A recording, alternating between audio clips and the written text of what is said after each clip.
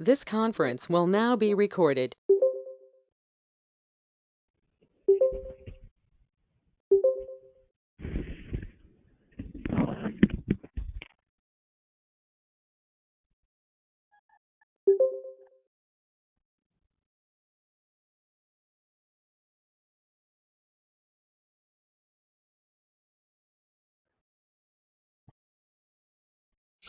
I see Just we gonna have give a it a caller moment. joined. Can we get your name and then would you be able to mute while you're not speaking?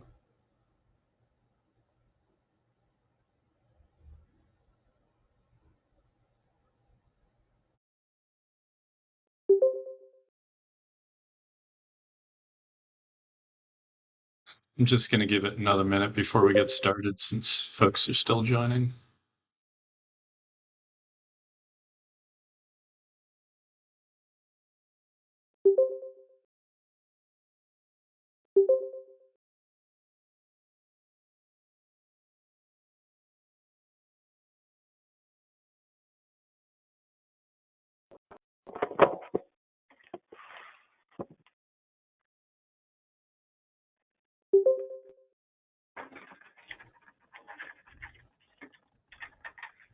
Looks like we have two people calling in this.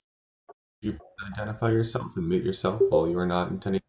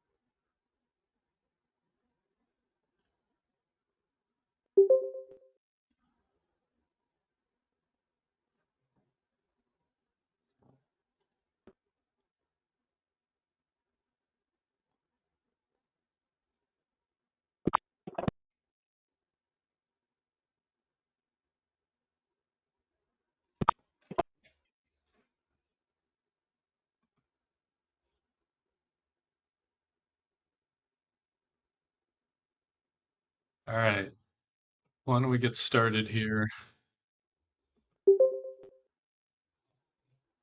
So, good morning. This is a technical workshop on the draft proposed rule for the Clean Heat Standard. My name is Ed McNamara. I'm chair of the Public Utility Commission. We've got a number of folks on the call as well. I'm not going to go around and do introductions today. We are recording this. We do not have a court reporter. This is instead being recorded. So again, the purpose of today is technical workshop on the draft rule. What we're really doing is working through the draft rule that we put out on October 1st and providing the opportunity for folks to ask any clarifying questions. We can talk it through. Next slide, please.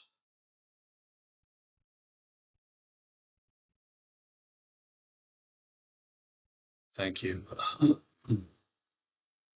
So today we're going to talk a little bit about the companion or the status report that was also issued on October 1st. Short period to ask any questions on that. And then we're going to get into the bulk of today's topic. Deirdre Morris is going to walk through the proposed rule.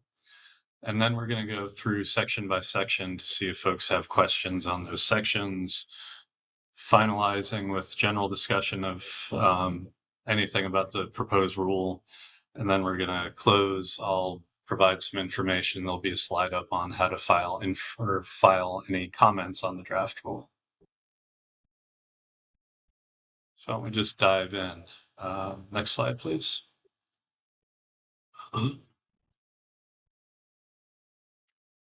So on October 1st, we issued the draft rules. We also provided a status report as well. It was meant to be a companion document. Essentially, it was an interim check-in as to where we're at the moment. Just as a reminder, back in 2022. The legislature directed through Act 18 that the commission come up with rules for the clean heat standard. So we've been working diligently on that. October 1st was when we issued the draft rules. We'll get some comments on those by November 1st. And then by January 15th, we'll be providing final proposed rules to the legislature along with a checkback report. It's then up to the legislature to decide if they want to move forward with the clean heat standard, and if so, what the clean heat standard will look like. So the status report, again, just a summary of where we're at, provides an overview of the draft proposed rule, also touches on the timeline. The rule itself only is meant to address what obligated parties have to do. I know for some folks, they were a little bit surprised at this draft rule. This was never meant to be a program design document. That is going to be issued in January to the legislature. This rule the draft rule is really just focused on what do the obligated parties need to do. Another aspect that we'll be discussing, not in this process separately, is the economic impact analysis for the clean heat standard. Next Tuesday, there's a workshop scheduled specifically to start discussing that. We're not going to be talking about cost estimates today. So please check the commission's website for the notice for next Tuesday. Also in the status report, we provided a brief alternative. We noted that we have some concerns with the administrative and regulatory costs associated with clean heat standards. So we noted that several years back, or a few years back, actually, I think it was around 2019, 2021, we recommended a thermal energy benefit charge to fund existing programs. So we're suggesting that's an alternative the legislature might want to consider. And then lastly, we talked a little bit in the status report about ongoing public input. So today, again, the technical workshop will have a broader public workshop or public hearing on October 30th. Comments then due November 1st. And then we'll have final documents to the legislature January 15th. And I do want to emphasize it's really up to the legislature to decide what they want to do with the clean heat standard. And so it's really the legislative session where I think a lot of the rubber is going to hit the road in terms of what's going to happen next. So that's the overview of the status report and where we're at the moment. So why don't we take, are there any questions that folks have on the status report, specifically as it's relating to the draft rule?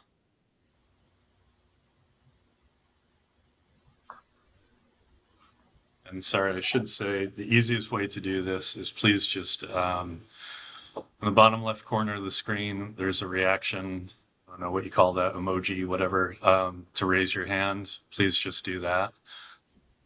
And for other folks, if you're seeing anything, please let me know. I'm not seeing anything at the moment. This is Thomas Weiss.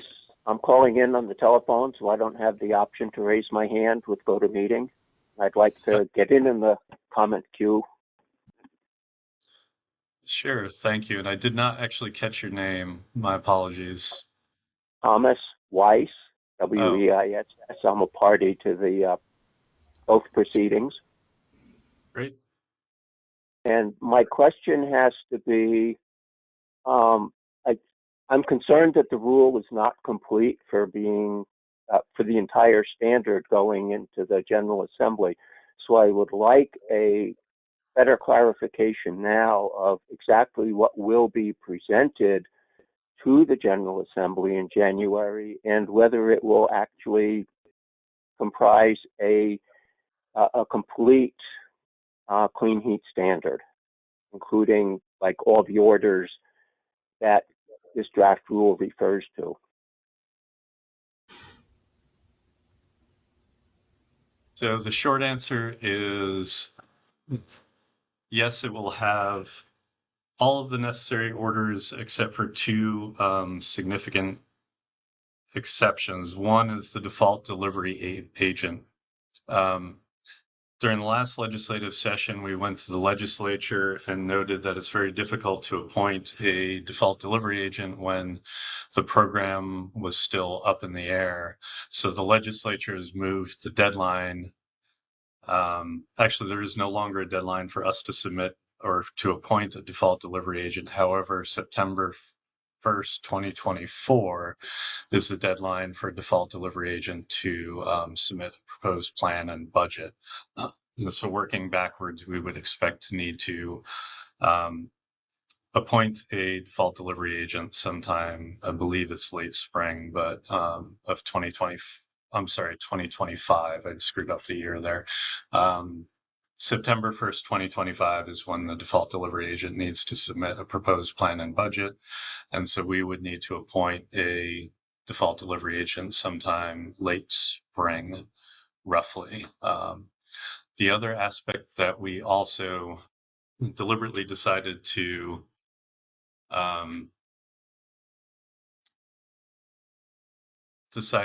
hold off for now is the development of a credit trading platform, and that is the cost of a credit trading platform. One, PUC does not have a budget to create that, and two, given the expense, which we anticipate being at least a few $100,000, we want to actually ensure that the legislature was going to go forward with the clean heat standard before we hire a contractor to develop that.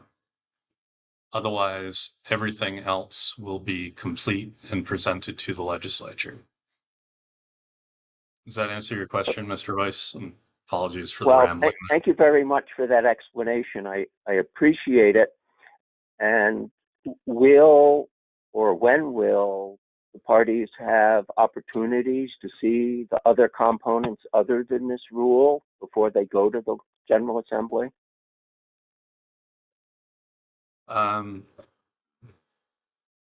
Yes, parties are going to see drafts on, my apologies, one second. Yes, we will have drafts of the pacing document, I believe, and Tom Nauer, feel free to weigh in on this. My memory is that we're going to, we have gotten comments already on the draft pacing document. We'll be submitting a final order.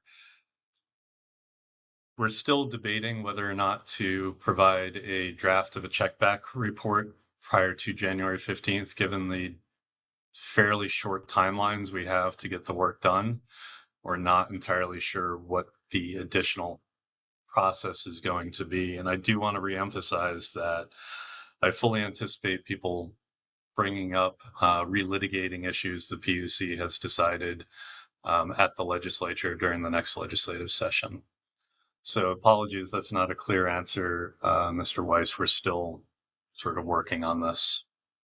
And I understand the underlying concern that there be sufficient time to comment on everything before it goes to the legislature. I appreciate your response, Mr. McNamara. Great, thank you. Mr. Walsh.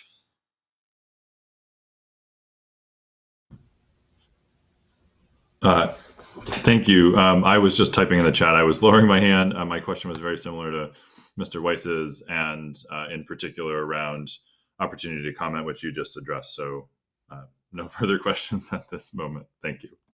Great, thank you. Mr. Persampieri.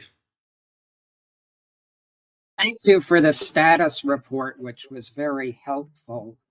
I just had a couple of questions. Can you confirm that the emissions table will be part of an order and not part of the rule? And also, I'm interested in the definitions of the various matters for example, advanced wood heat, it might be determined that only devices that meet EPA emission standards qualify. Is that something that will be added to the rule, or will that also be in an order? And will a draft of the order containing the emissions table and the definitions be available for public review and comment? Tom, can you help me out with this? So the Commission's consultant, Opinion Dynamics, has issued many documents that are being reviewed by the Technical Advisory Group. I believe the question was about the emissions table, and that has been produced by the Commission's consultant and is under review by the Technical Advisory Group. And we anticipate getting robust feedback from the Technical Advisory Group on that document. Thank you. If I could just follow up, I have been following the TAG's proceedings and provided them some comments. I'm wondering if the public is going to be allowed an opportunity to comment on whatever the commission proposes. I mean, we don't know if the commission's going to accept what Opinion Dynamics has done or not. And also I'm interested in where the definitions of the measures will be covered. Will that be by order also? Yeah, thank you. So starting with your second question, I anticipate that the definitions would be covered initially in a order. It's unclear to me whether definitions of, for example, clean heat measures would be included in a rule. I would expect that we would do, given the need to periodically update clean heat measures, what constitutes a clean heat measure, I anticipate that those would be via orders rather than put into a rule. In terms of public comments, we are still working on the overall process for, to the extent that we can get public comments before the January 15th timeline on a lot of the really significant issues that we're still working through. And so I understand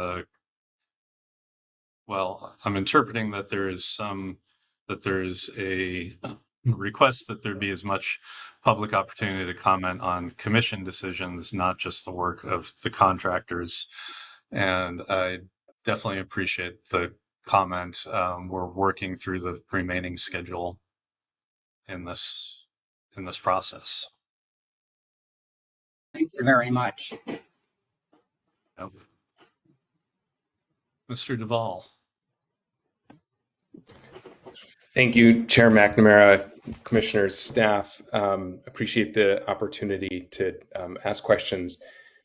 My main question is, given that the PUC has recommended consideration of a thermal energy benefits charge as a possible alternative to the clean heat standard, will there be economic modeling and analysis of a possible thermal energy benefits charge alongside a clean heat standard? And would feedback on the modeling of both of those approaches be welcome at the October 15th workshop that Commissioner Allen will be hosting? Yes, the short answer is yes. The longer answer is the economic impact model. A large portion of it is simply what measures are necessary to achieve the GWSA requirements in terms of what the mechanism for achieving those reductions, and I'm not talking about, the regulatory mechanism to implement clean heat measures, whether that's a clean heat standard or thermal energy benefit charge, is to me a layer on top of that. our intention is to primarily focus on clean heat standard because that's our legislative charge. So the economic impact analysis will be focused on the clean heat standard and the costs and benefits associated with clean heat standard. And we expect to be able to do some modification or some work within the model to also show what the costs of a alternative mechanism might be. So any comments during next Tuesday's workshop on the economic impact model would be welcome. Thank you.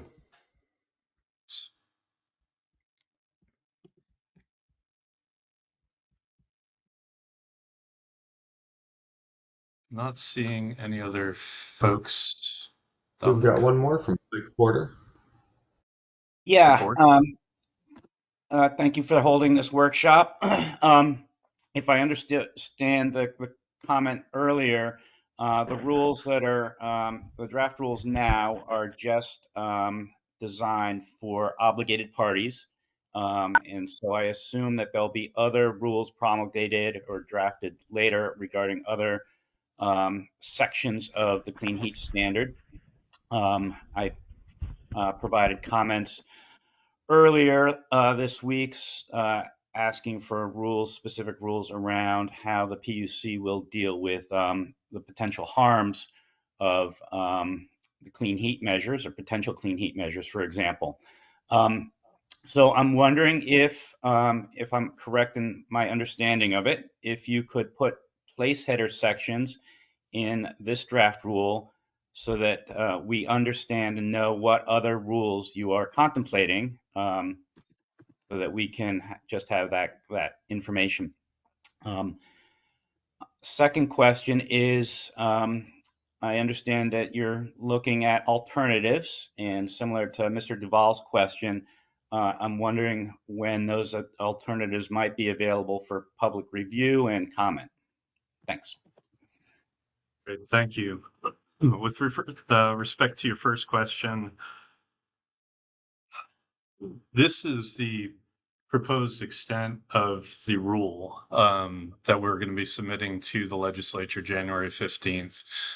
The rule is really designed to tell obligated or regulated entities what they are required to do.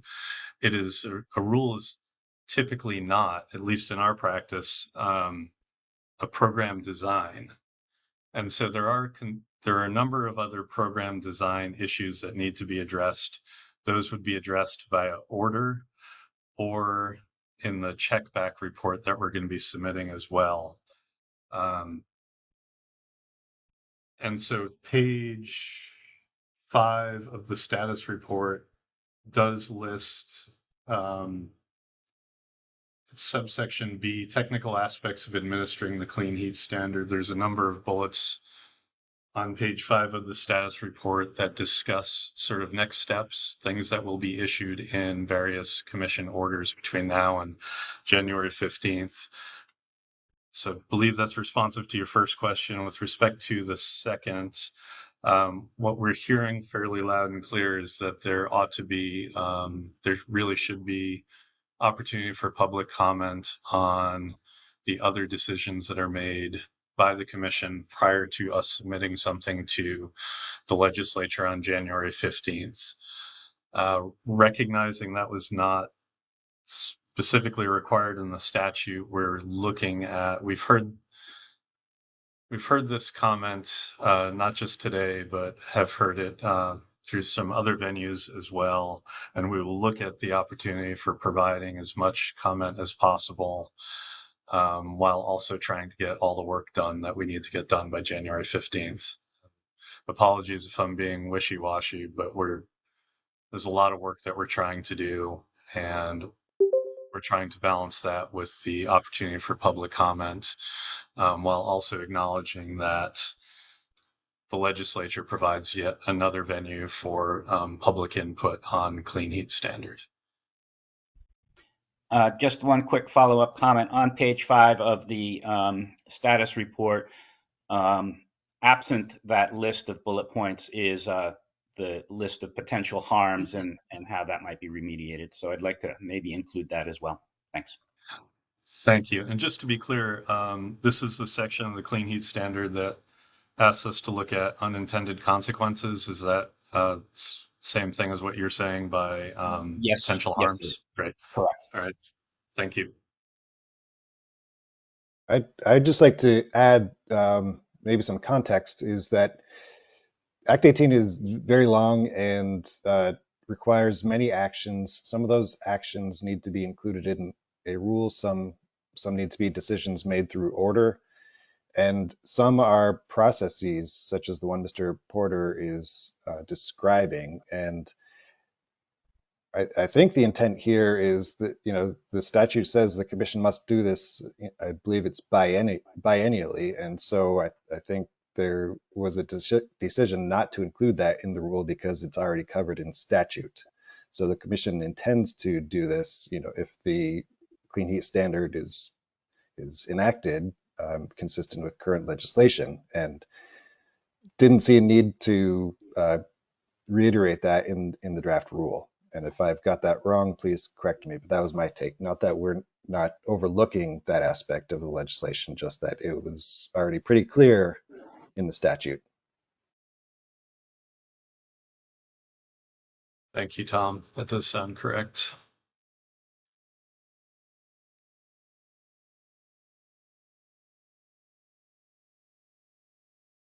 Mr. Porter?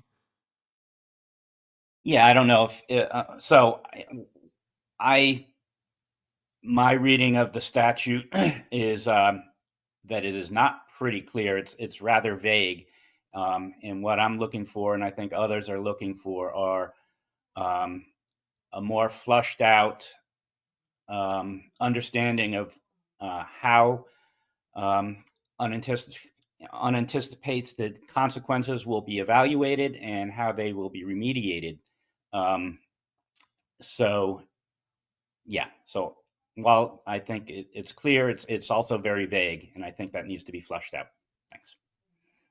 Great. Thank you, Mr. Porter. All right. At this point, we're going to turn to the draft proposed rule itself. Deirdre? Yeah. So full disclosure, this is going to be fairly dry. This is kind of an acknowledgement that we released this draft rule less than a week ago. So kind of just making sure everybody's starting off on the same page and understands what is included in the draft rule. So next slide. So the first part, general provisions, this really is, 101 explains the purpose of the draft rule, why we wrote it, general goals. The authority is why we're authorized to create and enforce this rule, as well as how we're able to change it. The section 103 is the definition section. A lot of this was pulled from Act 18. Other terms are included so that we can use them in the draft rule. Next slide.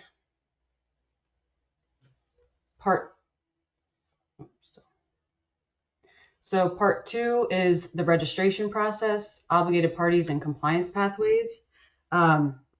So section 104 explains when and how fuel dealers register with the commission, what documentation is to be retained by fuel dealers, and what circumstances a fuel dealer will be removed from the online listing. Section 105 is the commission's process for determining obligated parties, what data is used, and how many credits obligated parties owe for the next compliance year. Section 106 is the compliance waiver process and credit fulfillment plans. So this kind of explains how we establish the number of clean heat credits each obligated party retires each calendar year, and how those obligations are treated if, for instance, an obligated party goes out of business or is acquired. It also states the expectation that obligated parties meet their obligation by using the DDA, but also sets out the other ways in which parties could fulfill the obligation if they choose not to. basically requesting authorization through a credit fulfillment plan. And it also establishes when obligated parties inform us about how they intend to satisfy their obligation. Next slide. Part 3 is the section about clean heat measures. So section 107 is about the process for approving new clean heat measures, who can request new measures to be considered, and how that process is handled. It clarifies future eligibility for credits of a measure implementation before a measure type is approved, and explains how renewable natural gas and similar measures are to be reported to the Commission to qualify. It also refers to the clean heat measure group. So those measure group designations are defined in the definition section, but this 8108 explains how they're generated by each measure. Next slide.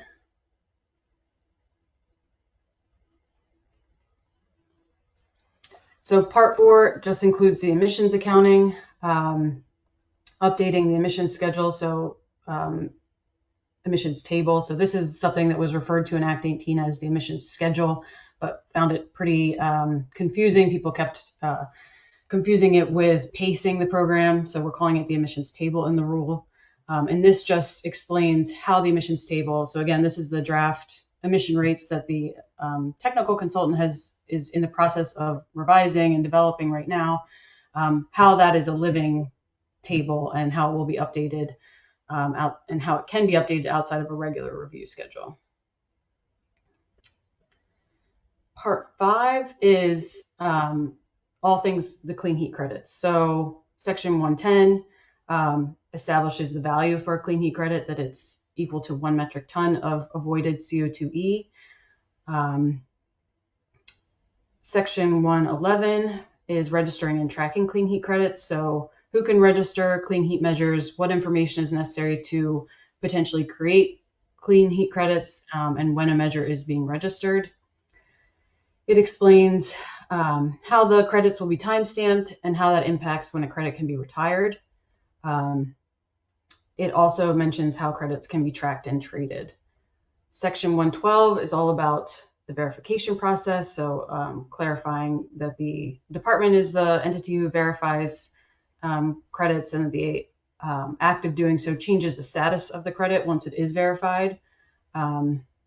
It also clarifies that verification covers current year and future year credits. Next slide. So section 113 sets out how initial ownership is to be determined for different types of clean heat measures. It also restricts how the initial owner can transfer their measure attributes, and explains more detail about how credits can be traded. Section 114, demonstrating and verifying annual compliance, is all about the actual process in which your obligated parties have been assigned a certain number of credits, and at the end of the compliance year need to show what they've retired. It also explains how the annual compliance will be verified, the schedule on which obligated parties in the department must demonstrate compliance, and the paperwork needed to demonstrate compliance for the previous year. Includes how the Commission determines if the obligated party is in compliance, assesses non-compliance penalties or directives, and how an obligated party can pursue a waiver for any non-compliance penalties. And then the last two sections, next slide, are 115, pretty self-explanatory, just states the ability to bank clean heat credits. And section 116 is about the requirement for providing disclosures with clean heat measures and where those required disclosures will be posted. And I think that's it. So I'll turn it back over to Ed for managing kind of the more granular section by section questions that we anticipate. Thanks, Deirdre. So why don't we just break this off into smaller chunks? Part 1, general provisions. Do we have any questions on that section?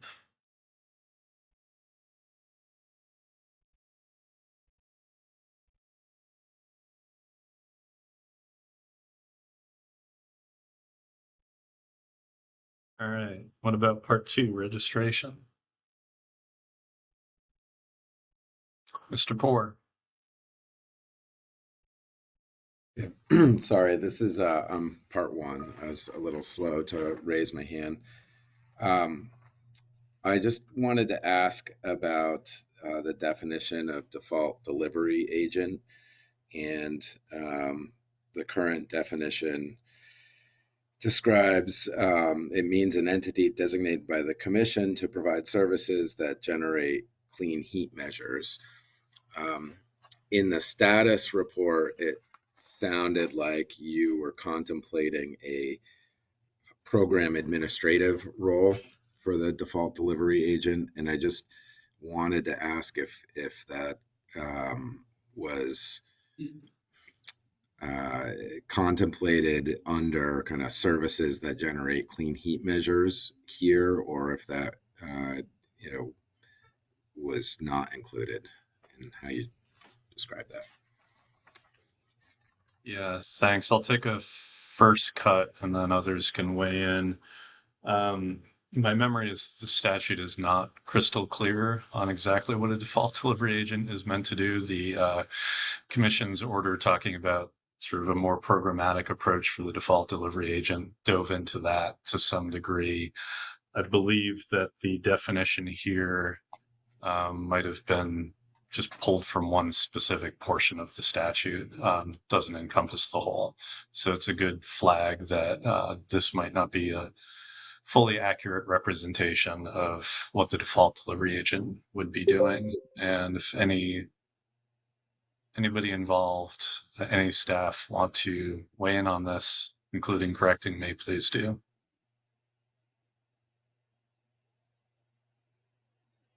All right. Not a correction. Just before we get into too many more questions or comments, request that folks, again, if you have a comment today, put it in writing and submit it to the commission so that we have that document to refer to as we consider amendments to the rule. And that includes Mr. Poor. If you think there's a different definition that would better reflect, welcome that in writing. Great, thank you. I just, I wasn't sure how much detail you wanted us to go into today, and I guess maybe using that DDA as an example question here of how far we should go. We definitely will submit comments at the appropriate time also.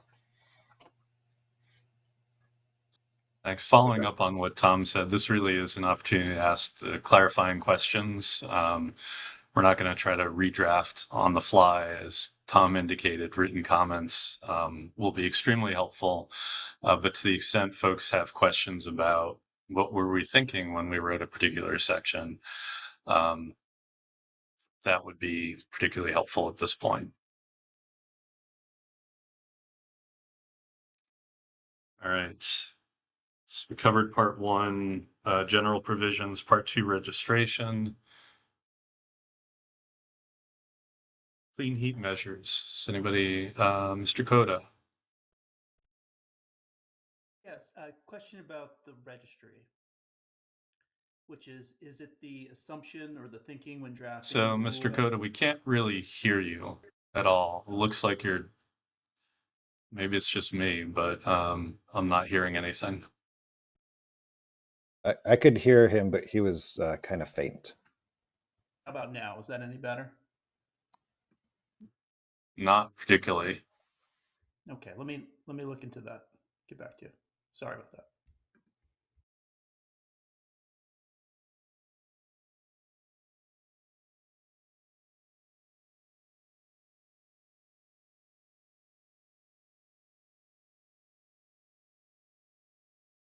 Should we go to the next question and return to Mr. Koda?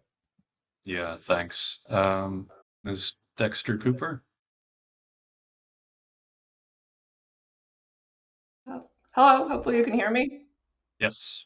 Okay, cool. I'm not turning my video on. Oh, and now I'm on a different camera. I'm just gonna turn my camera My question is on 8.106 subsection A, and it's one of the few places in the rule that it references something being done by order. And I was interested in what form that order was sort of anticipated to take. Is it going to be an order that is along the lines of you, obligated party, must retire X credits? Or is it going to be more the details on the process by which this is calculated? And then in terms of the process by which it's calculated, something, and I work for CLF, that CLF has raised in a number of written comments, is sort of the tension between the different accounting methodologies, and to the extent that you have thought about how 8106 is going to be dealt with, the sort of disconnect between the two accounting methodologies, life cycle and the inventory. Thank you.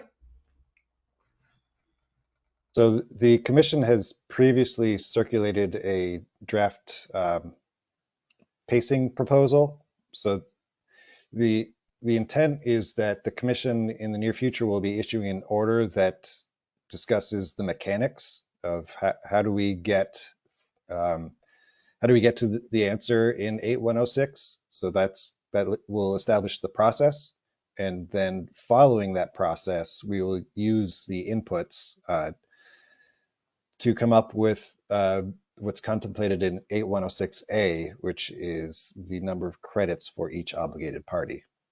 Does that help clarify? So it's a two-step process. One is we will have an order establishing the process, and the second order is the results of that process. Yeah, that is helpful. And CLF did comment on the pacing straw proposal and raised the accounting methodology and consistency there. In terms of this sort of being more than just the how do you get from point A to point B for the pacing, how is like the universe of the emissions, the starting, I guess this is going to be dealt with in the pacing straw proposal, and I shall just stay tuned for what it says. Thank you. Great. Thank you. Mr. Coda, do you want to try again? Yeah, can you hear me okay now? Still. Jeez. I'm sorry. I'm gonna find a different phone. Thank you. I would suggest, Mr. Coda, you could also drop something into the chat as well. That might be another mechanism. I'm going to move to Mr. Walsh now.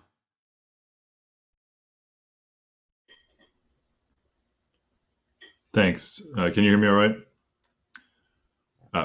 For whatever it's worth, I can hear Matt. I don't know what's going on there, but just as a data point, my question was on 8.107C, the proposal of new clean heat measures. You list 3 entities or types of entities: obligated parties, the default delivery agent, and the department that can propose potential clean heat measures. And the question is, did you consider, and any thinking you can share on why it wasn't included, entities that are not obligated parties but may deliver clean heat measures and want to propose a new type of clean heat measure they could deliver as a potential party in that instance?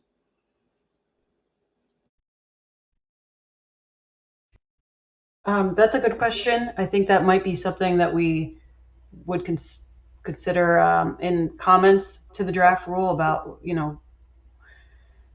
how to incorporate another entity to propose clean heat measures. But those were the 3 that we put in the rule. If anybody else on the team has other thoughts about other entities proposing new clean heat measures. Yeah, my memory too is that there was some discussion about a gatekeeping function. The development of a clean heat measure could be a significant undertaking, a lot of resources, and one possibility would be to have, for example, somebody convince the DDA that something actually made sense, and then the DDA could then bring something forward. But we want a little bit of a gatekeeping function, so it's not an automatic that anybody who has any particular idea, and I'm thinking of in particular developers of specific technologies, essentially asking our consultants in all Vermonters to pay for development of the characterization. So that was at least one of the underlying issues associated with that. It wasn't meant to keep the universe extremely bounded. It was a recognition that some sort of filter needed to be applied. And it's possible that we just went to find a filter. So, and I saw Dominic and Tom. I don't know if you want to add more. Yeah, I think this was largely modeled off of the process in the Renewable Energy Standard, where similarly there's a process for consideration of new energy transformation projects, and the idea is similar. Is exactly what the chair just described. Is if someone's got a new idea for a clean heat measure, have a discussion with the department or a DDA or an obligated party to make sure that there's a viable market for that idea. And if there's market interest, then presumably one of those parties would bring it forward to the tag. But again, if folks think that the filter is too fine, we would welcome that feedback in written comments. Thanks. And I have one or two other small questions like that I'll save for later, but the point on written comments is well taken. We'll certainly file those as well.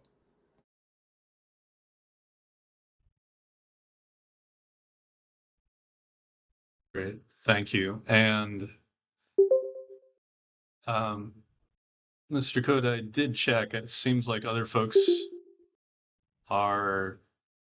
have varying degrees to which they can hear you, at least on our end. So I'm not sure what it is with our specific. But Dominic, you had said that it was faint. If you can try to interpret, that would be great. If we can. Yeah, I apologize. Oh, The it question actually is works now. Great. the question is just with the registry, and obviously, thank you for the extension of the deadline, October 31st. What happens after that deadline? And more to the point of this registry stays according to the law, even if the Clean Heat Standard does not get implemented. And will this be a function of the Public Utility Commission going forward, irregardless? Or will there be a joint agency approach to finding all those sellers of fossil fuels and getting those gallons reported? Thanks. I just want to repeat back what I heard to be the question is, if there is no clean heat standard, would this registration requirement and the commission's hosting of a list on its website persist? Is that the question, Mr. Coda? I think that has to persist unless the laws change. My question is that something that will be done alone by the PUC, or would the department play a role in that, or any other agency of government as you foresee the rule? I think it would depend on what happens during the session, Mr. Coda. To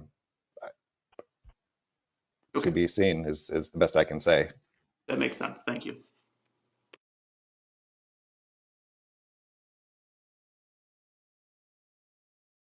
Great, thanks. So I'll expand this to part 4, emissions accounting. Any questions on emissions accounting, or folks who have been a little bit or had questions on some of the prior topics?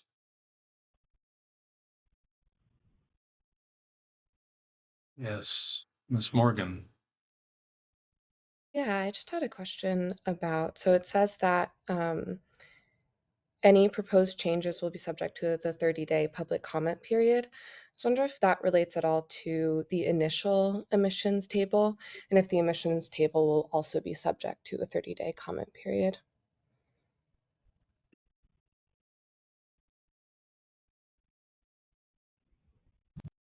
That's also good feedback. I think, it's initially contemplated with the tag being the most directly involved with giving feedback to the initial draft emissions table.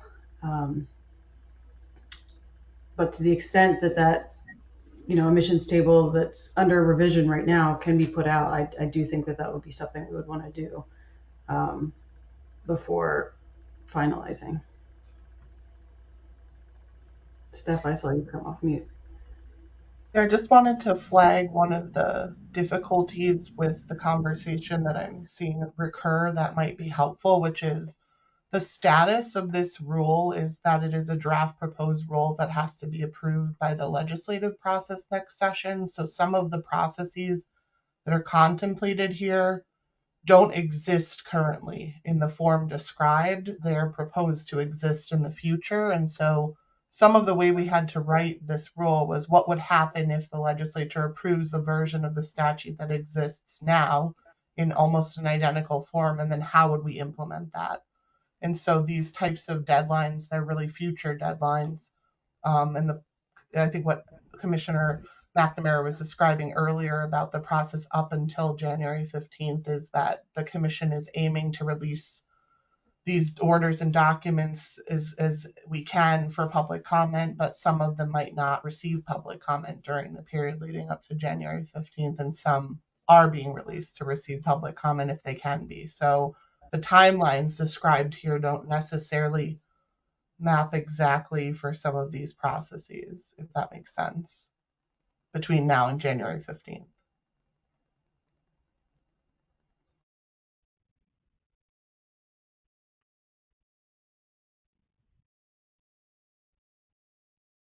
All right. Any follow-up to that, or?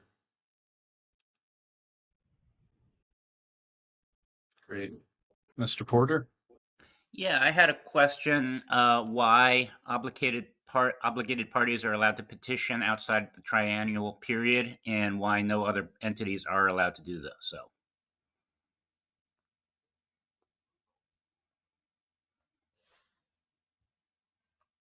And I'm speaking about section 8.109.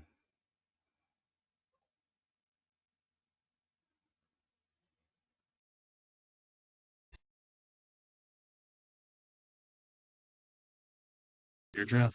Yeah, I'm just rereading that the outside of the 3-year cycle, right, obligated parties can petition the commission, must provide a basis for the request. This might be a point where we would take feedback on whether there should be a public process on any changes outside of the schedule in addition to inside of the review schedule. That's one thing that comment brings up for me, but do other members of the team have thoughts on?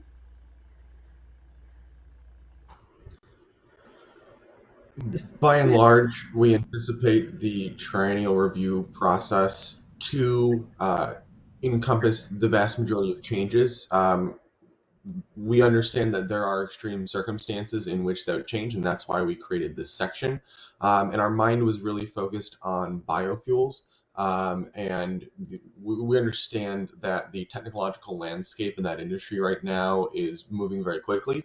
And so we felt that that was the most likely type of measure that would need inter-year adjustments. We do anticipate the vast majority, including for biofuels, to happen on the 3-year process.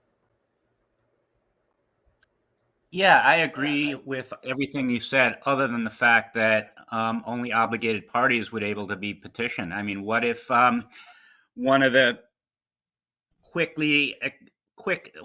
things that happens in that period is that we understand that those biofuels are not meeting our greenhouse gas emissions, and another entity would like to appeal within that triennial period and say, hey, this emission table needs to be adjusted in the opposite direction than, say, an obligated party would want to.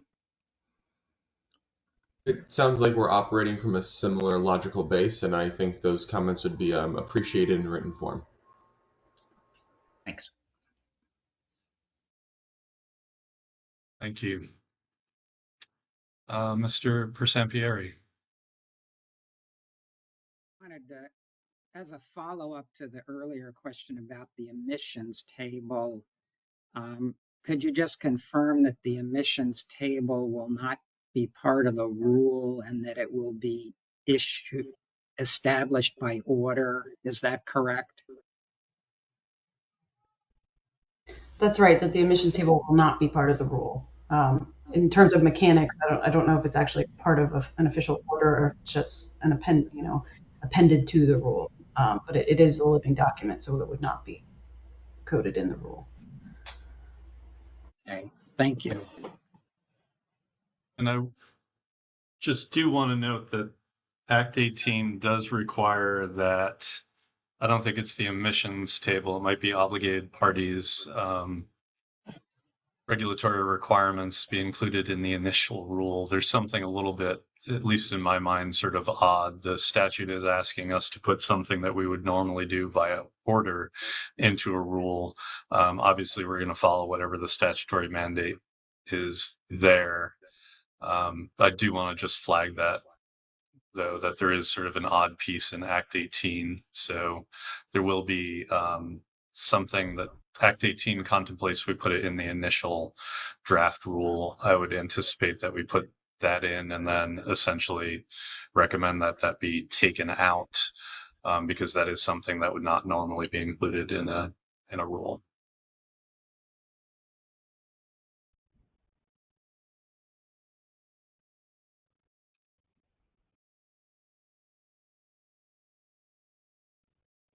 All right. Any other questions? Clean heat credits. We haven't covered that yet.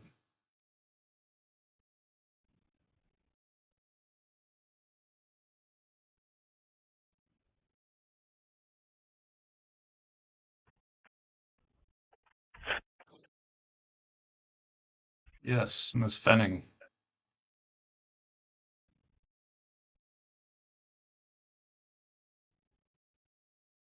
You're on mute. You're on mute. Good morning. Jill Fenning from BGS. Thanks for holding this workshop. It's been really helpful so far. We just had one question around verification. And so 8.1.12 sets forth that the department will verify clean heat credits and that will move those credits from potential to active, and at which time they'd be able to be traded or banked. And then 8.1.14 sets forth the sort of annual process for verification and compliance. And we were just wondering whether the rule contemplates that the department would be responsible for verifying credits outside of that cycle, because it didn't seem like there was allowance for verification to happen outside of the annual compliance process. Thanks. Yes, shortest answer is that those are two separate processes, and our use of the word verifying twice might have been a little unwise. On one hand, we have verifying measures into credits, and that is a process that will largely be designed by the department themselves. And that is the department taking a look at registered measures, making sure that everything on that paper lines up, is kosher, and then translating those measures into credits that can then be used and traded and retired and all the above. This verification of annual compliance is more of a compliance check, and it is a separate process where after fuel dealers, obligated parties make their annual filings to say, yes, we understand the amount of credits we were assigned and have achieved that many. Here's all the documentation that includes the retired credits and everything else retired by the commission. The department will then take a look at those compliance filings from obligated parties and submit a report to the commission that says, obligated party A submitted required documentation, they appear to be in compliance, our recommendation is to find them in compliance, and go through all the obligated parties that do that. And so that exists on that annual cycle, whereas the verification of individual measures is responsive to when those measures are registered. Thank you. Great, thank you. Ms. Dexter Cooper. Thank you. I'm asking about 8.110 subsection B, where it says clean heat credits must be based on life cycle CO2 emissions reductions, and it goes on for there. I'm wondering why it doesn't reference the thermal sector in that subsection.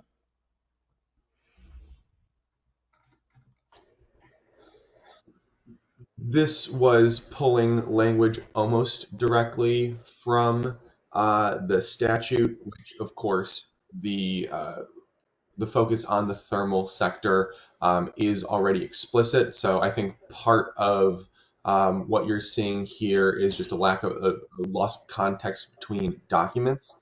I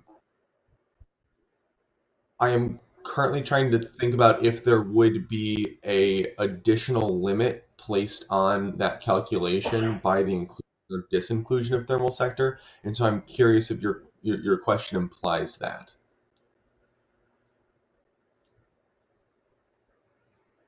I'm not entirely following by what you're asking about what my question implies. More the clean heat standard in general, you look at the intent section, you look at virtually every place where life cycle accounting is mentioned, and there's the bounding with the parameter of in the thermal sector, and that seems to have been omitted in this subsection.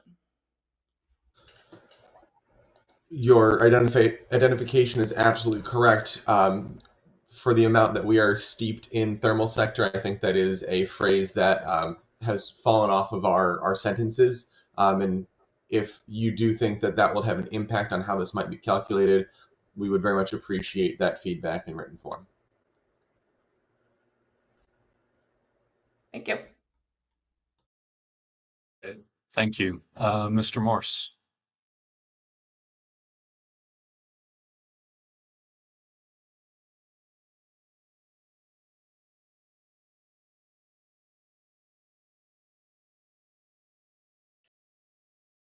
I can't hear you, Mr. Morse.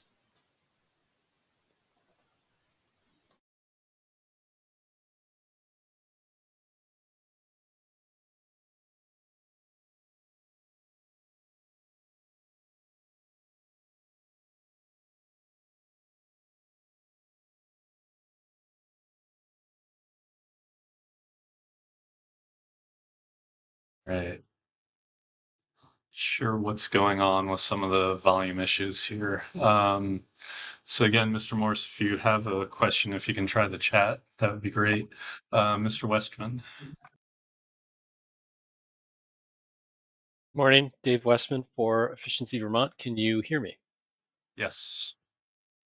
Great, thank you. I wanted to ask a question about the divisibility of clean heat credits, and I guess the larger point that a credit entity, or I guess I'll start broader. A lot of these clean heat projects will not create a full ton of greenhouse gas reductions, and a clean heat credit is being defined by this rule as 1 ton of GHG emission reductions. My understanding would then be that it would have to be divisible. You would have partial credits, quarter credits even, and that the full amount of that credit would then have to be transferred to an entity responsible for registering. I believe then that the registering entity may need to further subdivide those credits in order to transfer or monetize the credits through a series of any number of transactions. So could I just hear clearly, or could I just hear from the commission as to whether or not this 1 ton of credit is divisible, and if so, it should probably be noted in the final rule, which we can make comments on. Mr. Westman definitely would appreciate that written comment. I think to address your question, it might be helpful to take a step back and look at the couple of places that the Commission has created some language to try to add some clarity around this. The most relevant ones are credit statuses and measure attributes. And I'm actually going to start at measure attributes because that exists earlier in the lifespan, cradle to grave. So we start with measure attributes, which I think is best understood as a packet of paperwork, like a folder of documents that contain all of the necessary information that document what physical thing happened and will be able to be traced through to the creation of an actual credit. So measure attributes, there is only one set of them. They're not credits. Therefore, they are not divisible, because if you chop that packet of paperwork in half, it would just become, guinea pig cage fodder. So we start with the measure attributes. Only one, the initial owner starts with that. They can transfer it up to one other entity. Either the initial owner or that authorized agent is able to take and register those measure attributes with the department. Once that happens, we go into this credit status world.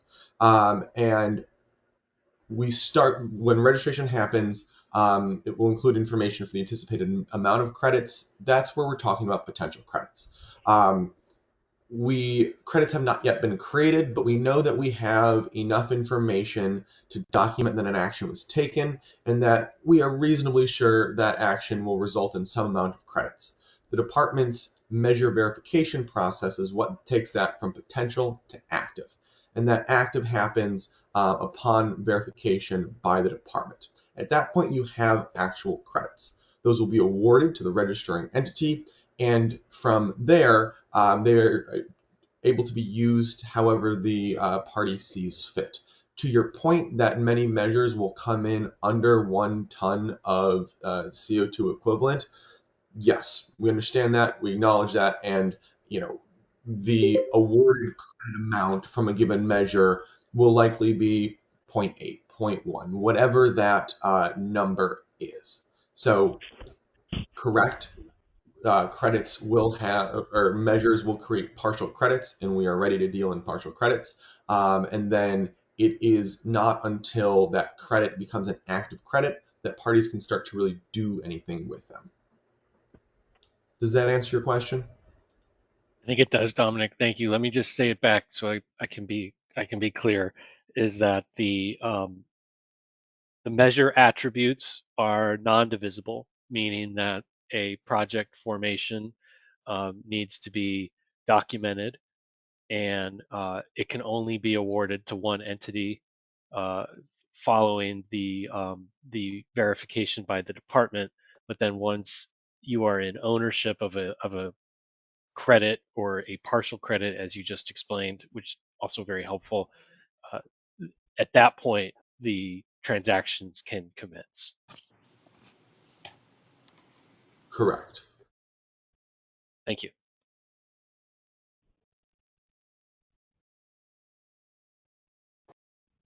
Thank you. Mr. Koda. Yeah, just to follow up on that conversation, thank you, which is, so that's the process I assume we mean by the term minting. Once a credit comes from the customer to the contractor then mints it with the PUC, and then it can be traded, swapped as many times as possible before it is retired by an obligated party. What does that look like, or what's the envision of what that document looks like? We have, the heating contractors have clean heat credit forms, have thousands of them out in the field, verifying that a work was done to reduce greenhouse gas emissions.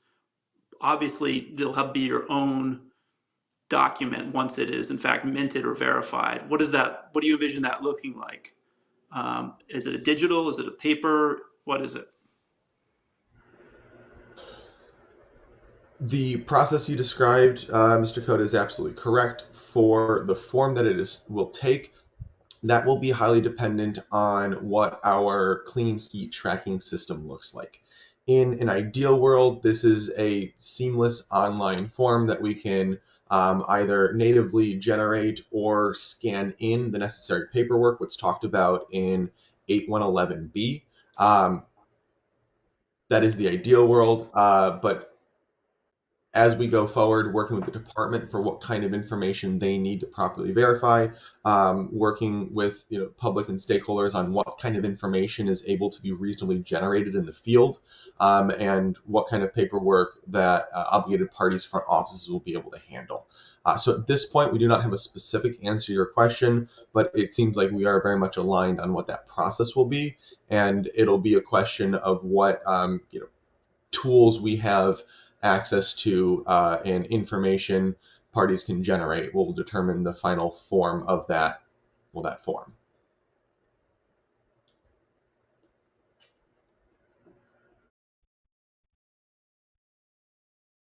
Great, thanks. And I do see Mr. Morse put a comment, and Following up on Mr. Westman's question, after a project is verified and credits are available for transfer, may credits from a single project be divided among multiple parties?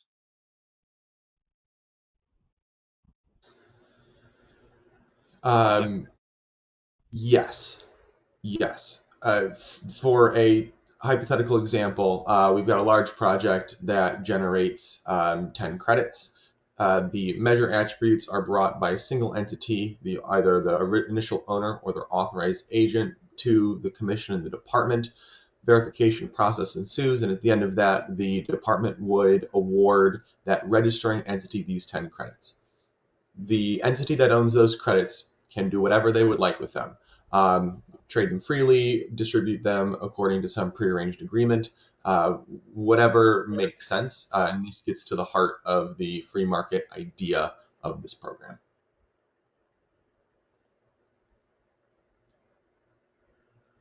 Thank you. Mr. Walsh.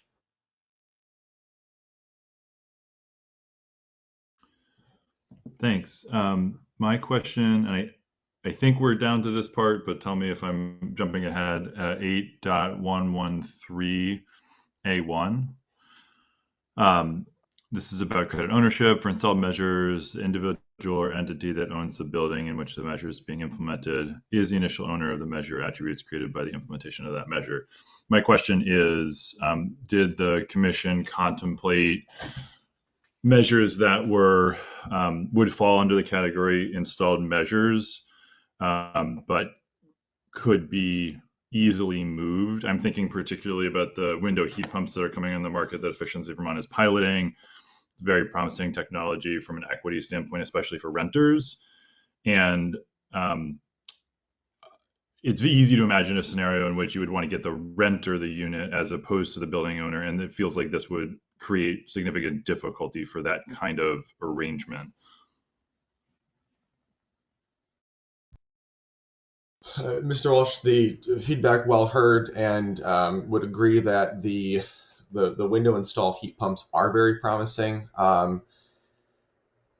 When this is one of the more contentious sections that we've developed, and when we were deciding for installed measures, we were trying to take a view of what was going to work for the most amount of cases. And for the installed measures, most of them are not portable. We would absolutely welcome written comment on adding an exception for something like that. But we at the Commission are constantly trying to balance clarity and concision of rule versus covering every edge case. So given that there is some ambiguity on how a situation with a portable clean heat measure that would fall into the installed category would apply, I could very well see the renter themselves registering it. And while they may not be the owner of the building, they're the ones showing up with the paperwork. That'd be something we'd work with the department to make sure is well covered. But right now, just to answer your question explicitly, we were thinking more along the lines of non-portable installed measures. Thanks. Appreciate it. I do want to flag, thank you, Mr. Walsh, for that question, because how we deal with rental units in particular and sort of the equity associated with renters is a significant issue. So thank you for flagging it. I'm not sure there's a simple answer to that, but any further thoughts and comments would be very much welcome. So thank you. All right. Mr. Poor. I think Mr. Poor was up first. Yeah. Sorry, I think I just wasn't clear. I was trying to say Mr. Poor as opposed, yeah. Thank you. So I have one clarifying question, then one kind of bigger picture question, I guess. The clarifying one is in reference to section 8.111, and I think Dominic, you helped clarify kind of the distinction between verifying a measure like the existence of the type of measure versus the compliance filing of an obligated party, and that is helpful. But my clarifying questions related to kind of the tracking of those clean heat credits, where the kind of the credit needs to be verified within a calendar year, say 2026, for that credit to be eligible to meet a 2026 obligation. And then there's custom measures that, in provision C of that section, that if you're not established through the TRM or an emissions table, you maintain your documentation and then you kind of submit that. My understanding is you would submit that in your compliance filing, say in 2027. So you may install that measure in 2026 and you'd be, submitting your compliance claim in 2027 to the department for verification of that claim. Long preamble to clarify or ask for a clarification that type of custom measure under this process would be intended to be eligible to meet a 2026 obligation. The way it reads, at least my first couple times through, seemed to state that measure wouldn't actually be eligible until 2027. And so could you, I don't know if I asked this clearly enough but to see if there's a clarification there in that section. Absolutely. I will answer the question I thought I heard, and if it was not what you meant to ask, we can try this again. For custom measures are going to be a strange beast just because of their uniqueness. We do intend for custom measures to be able to generate credits to be able to be retired in the year that the project is completed.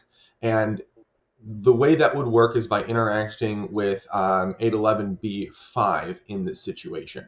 When the custom measure registrant would be approaching the department for verification of their measure, they would have to provide the information necessary to calculate the number of credits and timing of the credits to be generated by that project.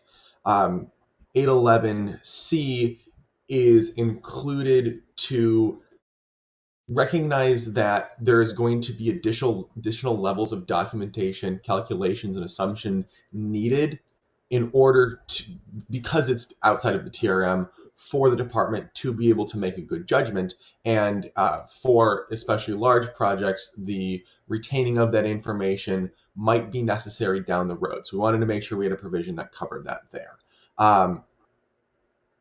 In an ideal situation, and these are made up dates, but a large custom project is completed, let's say in June of a year. They register it, the registrant files all of the necessary paperwork with the department, let's call it July. That paperwork includes a lot more calculations, assumptions, and data than most other registrations would require because it is outside of the TRM. The department would do their verification and assign those credits. Assuming that verification and assignment happened in that same calendar year, it goes quickly, let's call it August, then that party would absolutely be able to retire those credits in this year.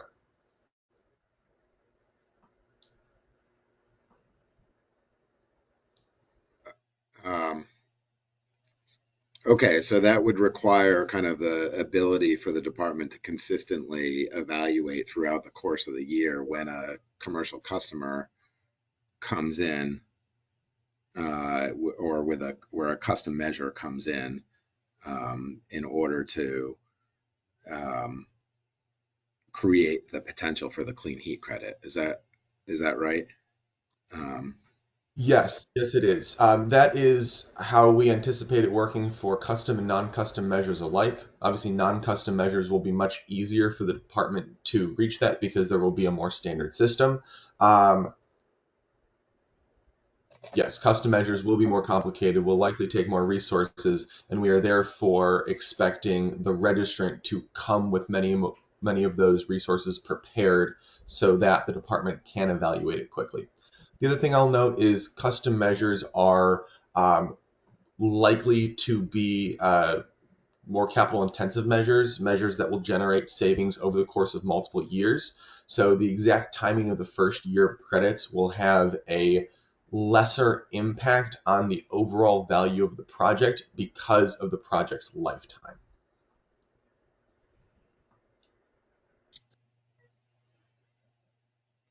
Yeah, I don't know if I want to come to a conclusion on that last point yet. But this is all very helpful, and it actually flows into my second question, because that's a different level of resources that the department needs to have on hand than I was anticipating, in terms of all year, as opposed to a compliance verification period. And so it flows into, and that's neither here nor there what I anticipated, but it flows into my next question of, did the commission consider the funding for the department and actually for the tracking system as well, the commission's tracking system, in contemplating putting that in rule that would be then approved by the legislature, in order to have the funding mechanism for those administrative necessities incorporated? Or, if not, how would the commission think about its authority to collect funds and disperse them to itself, I guess, for the tracking system, and to the department for verification? So I'm just going to jump in here. As I noted early in this discussion, we do not have a default delivery agent assigned or even fully fleshed out at this point. So we're having, at least in my mind, I'm a little bit, it's unclear how we figure out all of the funding that we need to without a really significant component, the default delivery agent. So it is something that we're still working on. We are going to get responses to a request for information related to the default delivery agent sometime. I believe it's early November is my memory. Long-winded way of saying we're still working on the funding piece. It is something that we will be submitting to the legislature, some proposed funding mechanisms to the legislature, and it is possible that it will need to show up in this rule. Great, thank you. Thanks. Tom, had you want to add something there?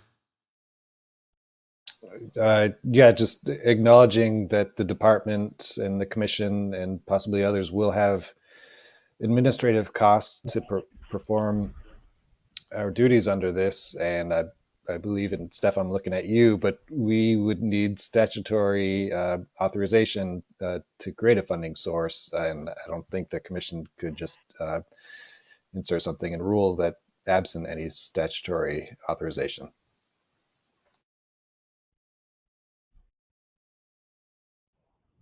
Yeah, I agree with what Tom is saying about the funding mechanism, and that needs to be explicit. I don't think it would live in this rule, but it would be accompanying the rule as a recommendation or a necessity in the check back report if the program is going to move forward in this fashion. Also, just clarify too, for the first part of your question, Mr. Poor, that you asked, I just want to clarify and make sure that this is crystal clear again, because I do think it is confusing and some of the wording here might be responsible for that. Your question about the department's resources year-round to verify compliance, and I just want to be clear that it's two separate processes. The compliance verification that sort of looks very similar to EEU compliance verification would be a once kind of annual process that kicks off in the summertime and follows on the reporting from the obligated parties and fuel dealers. The verification of credits is conceived of as a rolling process, whether that's performed functionally by the department in batches or at different times of year based on the collection of some threshold number of, registrant information or something else, especially in the early program, we were not overly prescriptive about, because we recognize that the legislation tasks the department with that process. And I think it looks very different if there is a platform, as Dominic described earlier, where folks enter information in a computerized system, and that system then is accessed by the department to do various verification tasks, or if the bulk of the projects are similar versus custom. And so I think all those issues factor into the timing and the workload for the department to perform that verification function. And we were doing our best to recognize the marketplace demands if the system is driven by them, as opposed to regulatory needs like compliance verification that should be scheduled and regular, if that's helpful.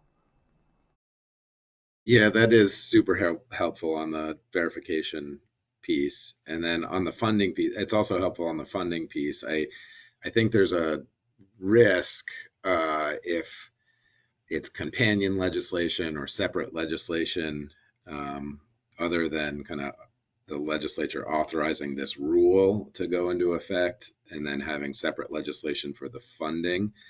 But I'm not a lawyer, so I take your word for it that it have to be, at least right now, have to be a separate, as opposed to kind of in the rule that the legislature then approves. It's obviously a very important issue to us, so we'll stay tuned there. Thank you.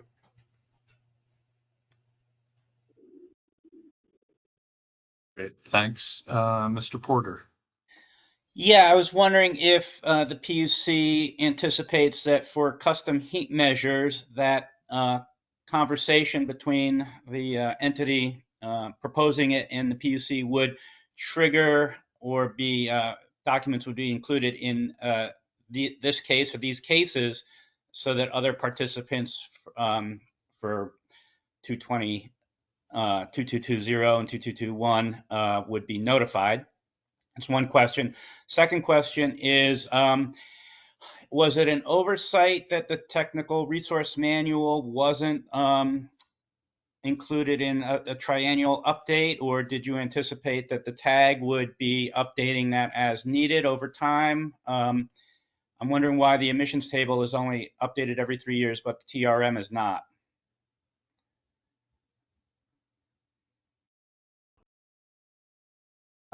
To answer your first question, Mr. Porter, and then I think it might be a Deirdre question or answer for your second. No, it is not currently contemplated that individual custom measures credit valuation would be up for public review. The process by which those measures are valued would be an outgrowth of the kind of the equation for getting credit values that we were discussing earlier in this meeting. That is based off of the TRM that is developed by the PUC and our consultant, and considered by TAG.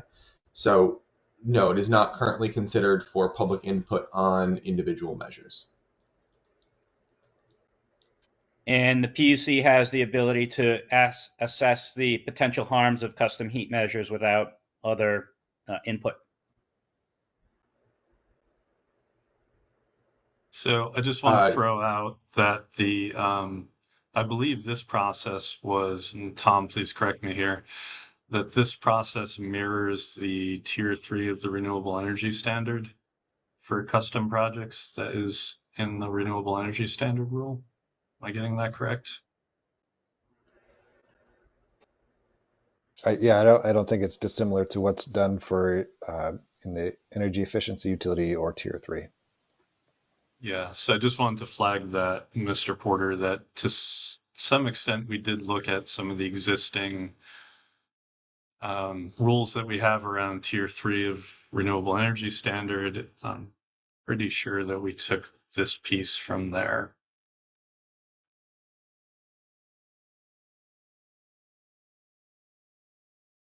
And then to answer, sorry, you're coming in. Sorry, I can just kind of speak to the second question, which is about the TRM. So The technical reference manual, I think, is not referenced here because the TRM is largely formulaic, and the way it's written is the draft anyway does have inputs from the emissions schedule or emissions table. So I think that those would naturally have to be updated in the TRM with the triennial review. But I don't think it was contemplated that the formulas to calculate measure value would change. Thanks. Great. Thank you. Mr. Duvall. Thanks, Chair McNamara. I have first a comment and then a question about section 8.111 of the draft rule. And this is in relation to Act 18, the section of Act 18 about tradable clean heat credits, which is section 8127. And then subsection C talks about the credit values and how those credit values get calculated. And in either instance, whether it's an installed measure or a fuel-based measure, the statute points to the calculation being in part based on the fuel that is avoided. And I'm wondering why, I'm noting that in 8.111 in subsection B, there is not explicit mention of the fuel that is avoided or replaced or displaced. Is it thought that that is kind of intended within or obviously needed in section 5 there, the information necessary to calculate the number of credits? But I'm just wondering, given the clear language in the statute about how clean heat credits values are to be calculated based on the fuel avoided, why in this draft of the rule there's not an explicit request for data about the fuel that is avoided, whether it's an installed measure or a fuel-based measure. Thanks. I'll just jump in quick, and then Dominic, you can add anything you want, which is we did have some discussion about that and the extent to which when you require the information, how much you list every single data point that needs to go in. And honestly, I thought that 5 and 6 were sufficient to allow for exactly the fuel type. That said, I don't think there's necessarily any harm one way or the other, whether you explicitly call that out. So it wasn't, it was just trying to balance number of words in a rule and what kind of information we wanted. And Dominic, Absolutely. if you want to add Yes, of course. Echoing what Chair McNamara said. Part of it is, where do we draw that line? Once we add that, are there other elements that are similar that are currently inferred, but then making one explicit might require others? The way I read this is, admittedly, this goes backwards, but 811B5 asks the question, what information is necessary to calculate the number of credits accurately? So then we ask, what might that information be? Well, how do you calculate the credits accurately? You go to 110B, which is the life cycle emission reduction. How do you calculate that? Now we're jumping back to our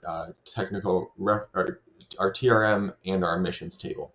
So I do feel, Mr. Duvall, that the information you're referencing is currently required by the rule.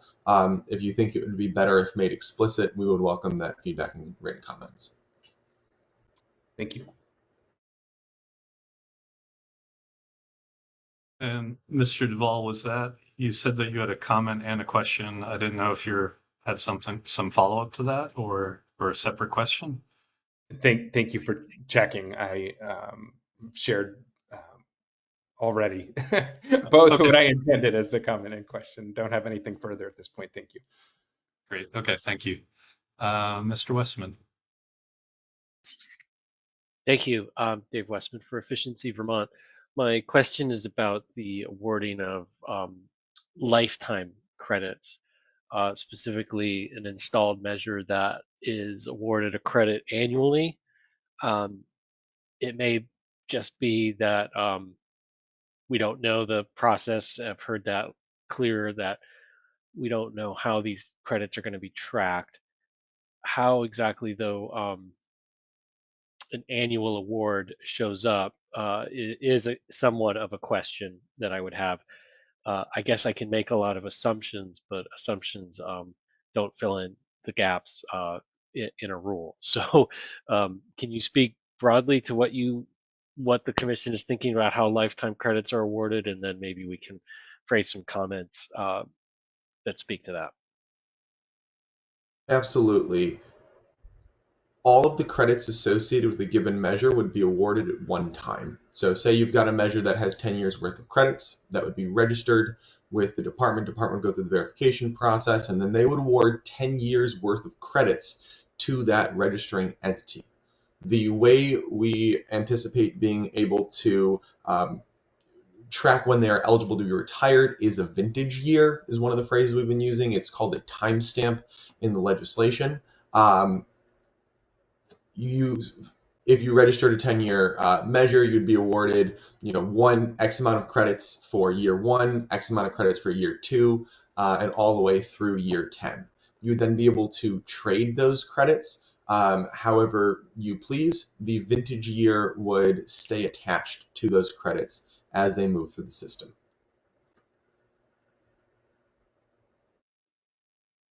Thank you. That's not what I was expecting, but helpful. Thank you.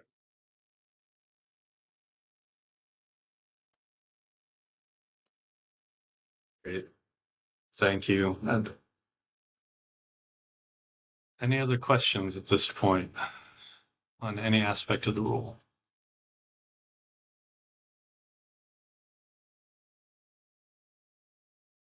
Mr. Duvall, did you raise your hand again, or is that still up? Sorry, I didn't. Okay, thanks.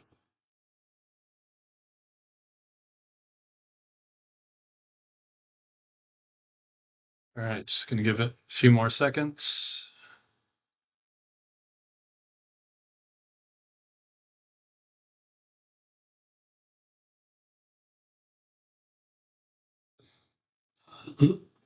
Dominic, can you bring us to slide 15, please?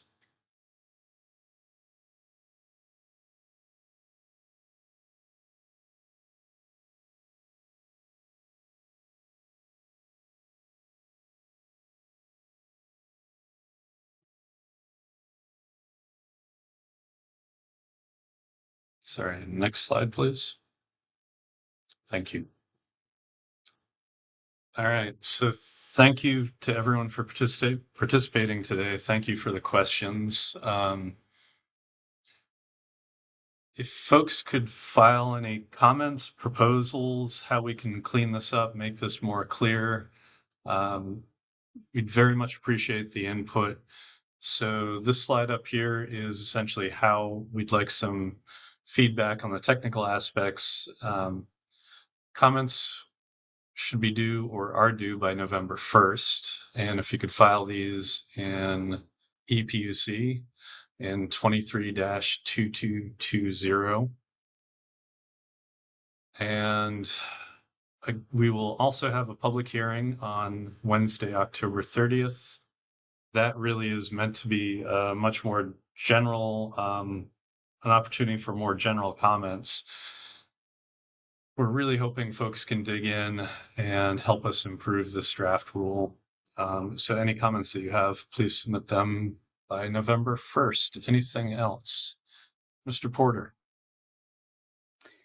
Yeah, I want to mention the plug for the Equity Advisory Group's rubric, and additionally say that if folks do choose to pursue that method, please provide feedback to the Equity Advisory Group about your use of it, questions, concerns, so that we can revise it or update it. We wonder how well it might be used, how user-friendly it is. So if folks do use it, we'd love to hear your feedback. Thanks.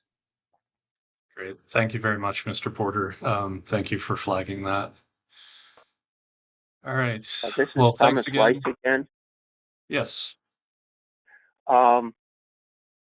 what would be the tag number for comments on this draft rule? I'm sorry, If the that goes tags. to Patty. The topic tag will be 10 multiple topics.